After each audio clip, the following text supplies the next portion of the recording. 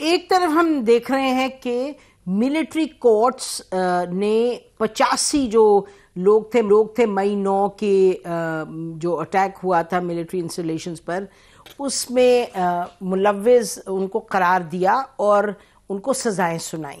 اور دوسری طرف ہم نے دیکھا کہ جو D G I S P R ہیں انہوں نے کہا کہ جی یہ جو تنقید بھی ہو رہی ہے، ہم دیکھ رہے ہیں کچھ لوگ اس کو سپورٹ کر رہے ہیں، یہ ملٹری ٹرائلز کو، بہت سے لوگ اس پر تنقید کر رہے ہیں. تو انہوں نے تنقید کے جواب میں 4 چیزیں کی. سب سے پہلے تو انہوں نے کہا کہ جی جو ماسٹر مائنڈز ہیں ان تک پہنچنا لازمی ہے اور ان کو سزا دینا لازمی ہے، نہیں تو یہ پروسیس ادھورا رہ جائے گا. دوسرا انہوں نے کہا کہ جی جو لوگ ہیں جن کو سزائیں ملی ہیں ان کے پاس رائٹ آف اپیل بھی ہے اور وہ اپیل کر سکتے ہیں. اور ناظرین 2 جگہ پہ ہائی کورٹ اور سپریم کورٹ میں اپیل کا حق رکھتے ہیں جو لوگ کنوکٹ ہوئے. تیسرا انہوں نے یہ کہا کہ ہم نے جو ججمنٹ دی اور جو ملٹری کورٹس نے اپنی جو سنائی ہے کنوکشن، وہ سپریم کورٹ کی اجازت کے بعد سنائی ہے. اور چوتھا انہوں نے کہا کہ جہاں تک باہر کے ممالک کا تعلق ہے ان کا اس معاملے پر جو بھی کامنٹس دینا وہ اس کے مترادف ہے کہ آپ انٹرنل افیئرز میں کر رہے ہیں یعنی مداخلت، اور دس از ان ایکسیپٹیبل. شاخاور صاحب آپ کا انیشل کیا رد عمل ہے یہ جو 85 کنوکشنز ہوئی ہیں؟ دیکھیں نصیب صاحبہ، سویلینز کا جو ہے وہ کسی بھی فورسز کے لاس کے مطابق ٹرائل ہونا جو ہے وہ اتنا خوشائند نہیں ہوتا اور اس کو اچھا نہیں سمجھا جاتا ہے، انٹرنلی بھی اور ایکسٹرنلی بھی. لیکن اس میں آپ نے دیکھنا ہوگا کہ جو 9 مئی کے واقعات ہوئے وہ سائملٹینیسلی پورے پاکستان میں ٹارگٹ ہوئے اہم جو فوجی تنصیبات تھیں یا سینسیٹیو تنصیبات تھیں جن کا ڈیفنس کے ساتھ تعلق تھا. وہ بھی ایک ایسا ایکٹ تھا جو کہ بہت ہی قابل مذمت تھا، قابل مذمت ہے بھی.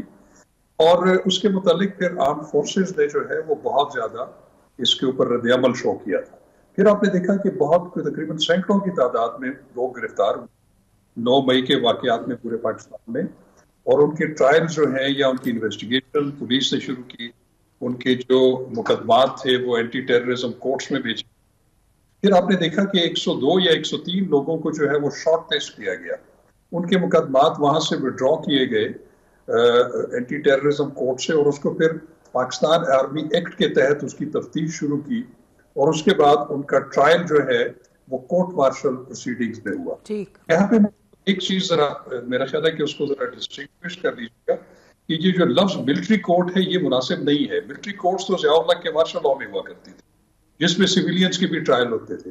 یہ کورٹ مارشل پروسیڈنگز ہیں جو کہ پاکستان آرمی ایکٹ کے تحت ہوتی ہیں، تو اس کو کورٹ مارشل پروسیڈنگز کہا جائے زیادہ بہتر ہے.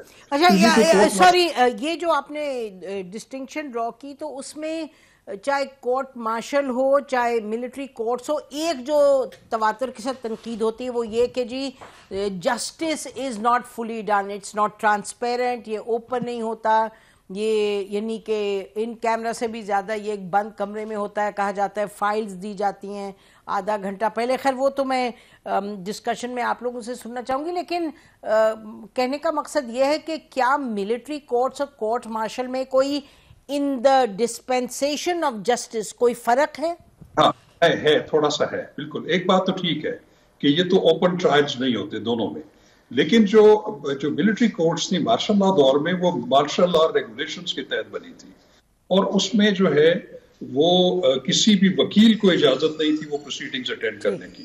لیکن پاکستان آرمی ایکٹ کے تحت جو کورٹ مارشلز ہوتے ہیں وہ اس میں باقاعدہ جو ہے وہ ملزمان جو ہیں ان کو وکیل رکھنے کی بھی اجازت ہوتی ہے، اور ان کو پورے گواہان کے اوپر جرا کرنے، اپنا ویو پوائنٹ اور اپنی صفائی میں بھی جو بھی چیزیں ہیں وہ لانے کا موقع دیا جاتا ہے، جبکہ یہ ان ملٹری کورٹس میں نہیں تھے. تو اس لیے میں نے کہا کہ وہ تھوڑا سا ہم اس میں ڈیفرینشیٹ کر دیں. اچھا شاخاور صاحب، یہ جو آپ نے کہا کہ جرا کے اجازت ملتی، یہ ہم سن رہے تھے جب لاہور میں انیشلی ایک جہاں ان کی ملٹری اس میں کورٹ مارشل کی جب لاہور میں ہوئی تھی تو ایک لائر ہے وہ کہہ رہی تھی، انہوں نے کہا جی she was a lawyer for some of them, انہوں نے کہا تھا کہ جی آدھا گھنٹہ پہلے ہمیں فائل دیتے ہیں اور کہتے ہیں اب آپ اس میں سے جو اگر آپ نے کرنا ہے ڈیفینڈ کریں جیسے بھی کرنا ہے. تو آپ جو فرما رہے ہیں کہ یعنی وقت ملتا ہے اجرا کرنے کا، شاید یہ ذرا مختلف ہے اس سے وہ جو لائر صاحبہ فرمائیں. نسیم صاحبہ یہ تو جو ہمارا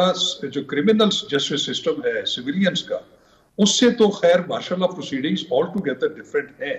اس میں دیکھیں سویلین جو ہے ہماری عدالتیں ہیں یا جو کرمنل پروسیجر کوڈ ہے اس کے مطابق تو ایک پولیس کی investigation report section 173 C R P C کے ذریعے وہ کورٹ کو دی جاتی ہے اور کورٹ وہ رپورٹ شیئر کرتی ہے ملزمان سے بھی، وہ سارا کچھ ہوتا ہے. لیکن جو کورٹ مارشل پروسیڈنگز ہیں اس میں وہ جو جیسے ہمارے چالان ہوتا ہے پولیس کا، وہاں پہ ہوتا ہے سمری آف ایویڈنس، تو سمری آف ایویڈنس نہیں پرووائڈ کی جاتی. یہ تو بالکل ٹھیک ہے، کیونکہ سمری آف ایویڈنس کی بنیاد پر جو جیگ برانچ ہے وہ پھر اس کو دیکھنے کے بعد ان کے اوپر چارجز فریم کرتی ہے. چارج فریم کرنے کا وہی طریقہ کار ہے جو کہ ضابطۂ فوجداری میں ہے. ٹھیک بالکل آپ نے ایکسپلین کیا. اگر آپ اجازت دیں میں چاہوں گی اسد رحیم کو برنگ ان آن دس. جی اسد آپ بتائیے گا کہ آپ نے بھی تمام پچھلے 3-4 روز سے یہ جو معاملات چل رہے ہیں دیکھ رہے ہیں، اس پہ آپ کا کیا کامنٹ؟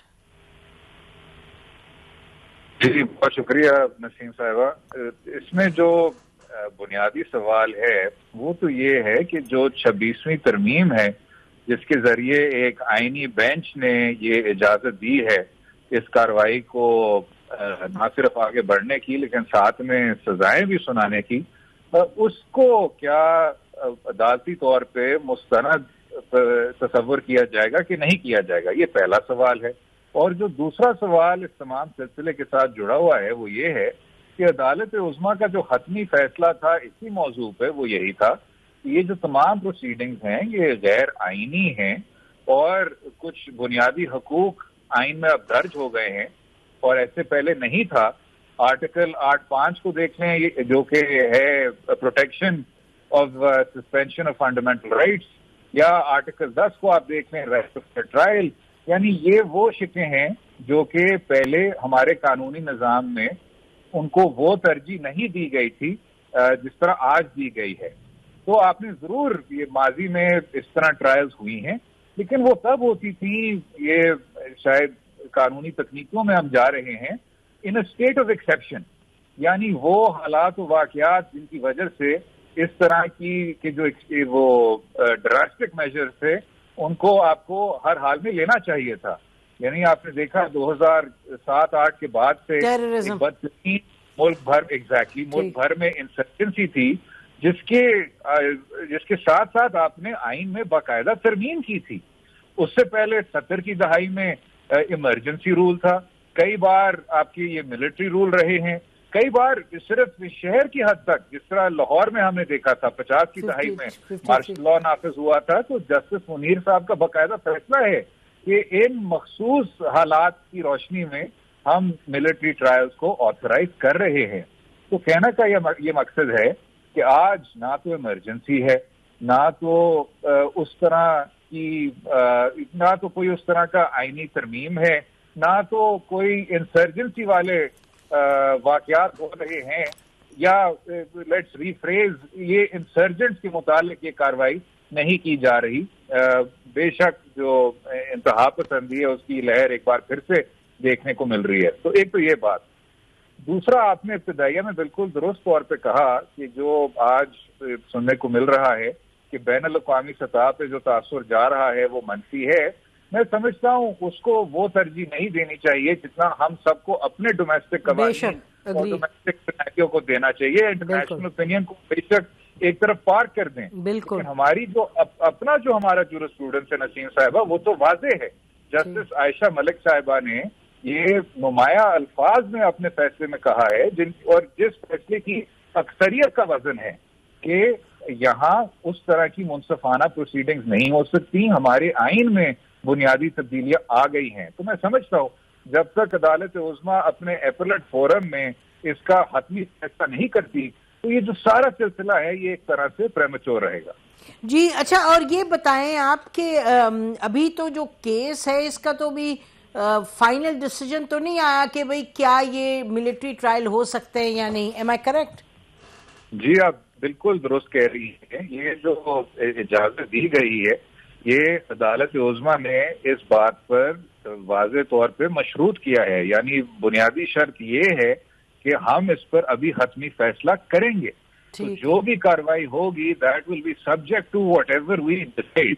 اور یاد رہے کہ عدالت عظمیٰ کا اس حوالے سے ایک حتمی فیصلہ آ چکا ہے جس کو کوئی خاص وجوہات دیتے ہوئے معطل نہیں کیا گیا. It's a very basic suspension order. تو ابھی میں سمجھتا ہوں اس میں بہت کچھ ہے جو کہ ابھی دیکھنے کو ملے گا. ویلکم بیک ناظرین. خاور صاحب، تو ان اے سینس ہم کیا کہیں، یہ تو پھر وہ ایک تو بات یہ ہے کہ جن لوگوں کو یہ سزائیں دی گئی ہیں، ایک طرف یہ حقیقت ہے، دوسری طرف یہ حقیقت ہے کہ جو سزائیں جس پروسیس کے تحت دی گئی ہیں وہ کانسٹیٹیوشنل کورٹ نے کہا ہے کہ جی ابھی ہم نے یہ پروسیس پر ابھی فیصلہ سنانا ہے. تو اگر یہ دونوں باتیں درست ہیں تو ایک طریقے سے تضاد سا بن کر سامنے آتا ہے، کیونکہ لوگ جو ہیں جن کو بند کیا ہوا ہے یعنی سال سے 2 سال سے، وہ اور ابھی بھی اندر رہیں گے، اور کیا ان کو اور اندر کس سچویشن میں رہیں گے. اور تیسری بات جو ایکولی اٹس اے ریالٹی، وہ یہ کہ مئی 9 پہ ہم سب کہہ رہے ہیں کہ بھئی جلدی کریں، اس پہ فیصلہ کریں. تو یہ 3 حقائق ہیں اور ان میں سب میں تضاد دکھائی دیتا ہے. تو یہ جو سب اسد نے بھی باتیں کی، تو آپ کیا کہیں گے کہ as a person of law آپ کو کیا لگتا ہے یہ سب کو دیکھتے ہوئے؟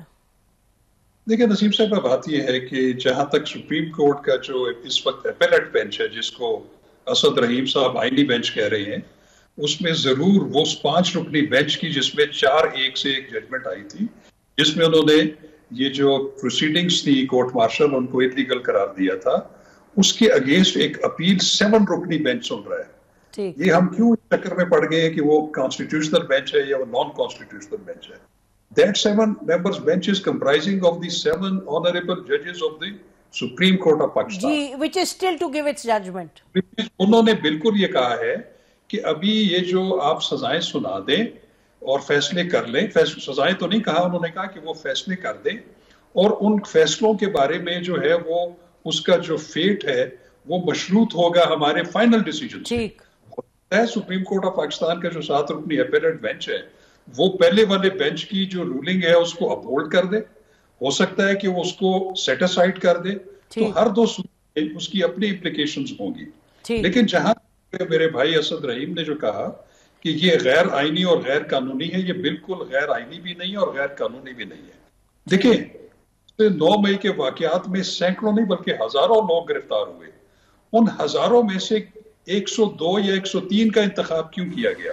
اس کی میں آپ کو صرف ایک مثال دے دیتا ہوں کہ اگر موب ہے وہ ایک پاکستان آرمی کی یونٹ کے باہر مظاہرہ کر رہا ہے اور ان میں سے اس موب میں 100 لوگ شریک ہیں، اس میں سے 20 جو ہیں وہ دیواریں پھلانگ کے یا گیٹ توڑ کر اندر جا کر وہاں پہ توڑ پھوڑ کرتے ہیں اور ان انسٹالیشن کو نقصان پہنچاتے ہیں، تو ان 20 کا ٹرائل جو ہے وہ under the Pakistan army act ہو رہا ہے، اور باقی 80 جو ہے ان کا چونکہ اتنی ان کی گریوٹی انوالو نہیں ہے تو ان کا عام قانون کے تحت ہو رہا ہے.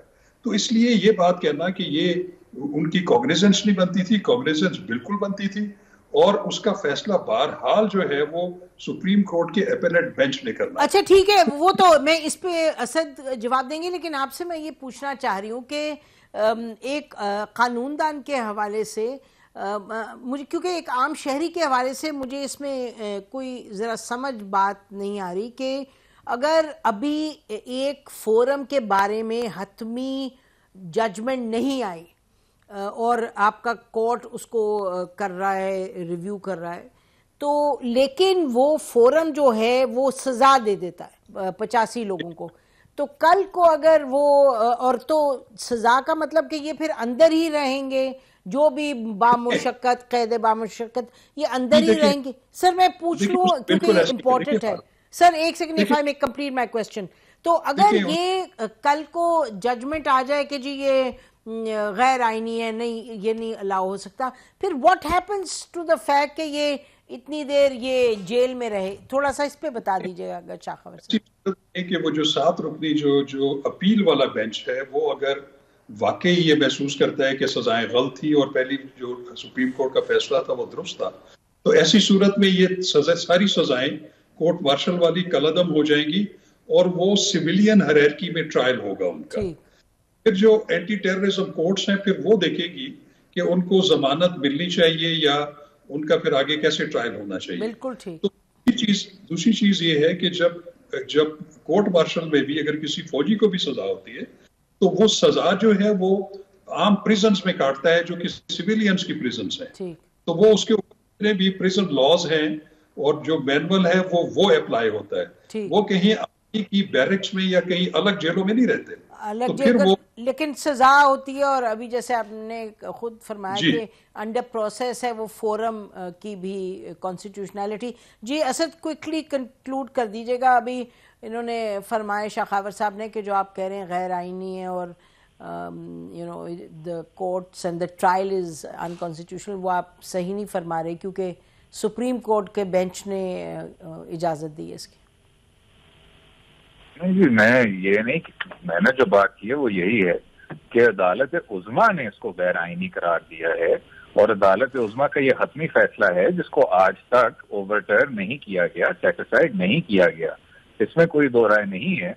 شاہ صاحب یہ درست کہہ رہے ہیں کہ یہ جو کارروائی آگے بڑھی ہے اس میں عدالت عظمیٰ کا جو ایپلیٹ بینچ ہے جس کی ابھی تک آئینی حیثیت کے متعلق فیصلہ نہیں آیا ہوا اور آئینی ترمیم جو آئی ہے اس کی روشنی میں جو یہ ڈھانچہ ہے کس طرح بنا ہے، کیوں بنا ہے، اس پر بھی کوئی حتمی فیصلہ نہیں آیا. So it is operating under some very extraordinary circumstances. وہ جب تک فیصلے آئیں گے تو میں سمجھتا ہوں اس میں کوئی نہ کوئی ایک فائنالٹی آئے گی. ابھی جو یہ سارا سلسلہ ہے یہ پریمیچور ہے. جو latest pronouncement of the supreme court ہے وہ تو واضح ہے اور میں سمجھتا ہوں کہ قانون سے منسلک ہے اور ہمارا جو آئینی نظام ہے اس کی جو ایوولوشن رہی ہے اس کے ساتھ بھی منسلک ہے. یعنی آرٹیکل 10A اور آرٹیکل 8(5) کی روشنی میں اس طرح کی ٹرائل کی جو حیثیت ہے وہ میں سمجھتا ہوں درست طور پہ اس فیصلے میں بیان کی گئی ہے جو اوریجنل فیصلہ تھا.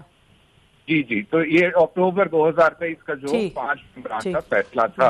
تو ان ون سینٹنس نسیم صاحبہ، جب تک 26ویں ترمیم کے متعلق اور جب تک یہی جو آئینی بینچ ہے یہ ملٹری ٹرائل سویلین کا جو بنیادی سوالیہ نشان ہے اس میں جواب نہیں دے گا تو تب تک یہ تمام سلسلہ جو ہے یہ میں سمجھتا ہوں غیر حتمی رہے گا. غیر حتمی رہے گا. بالکل ٹھیک.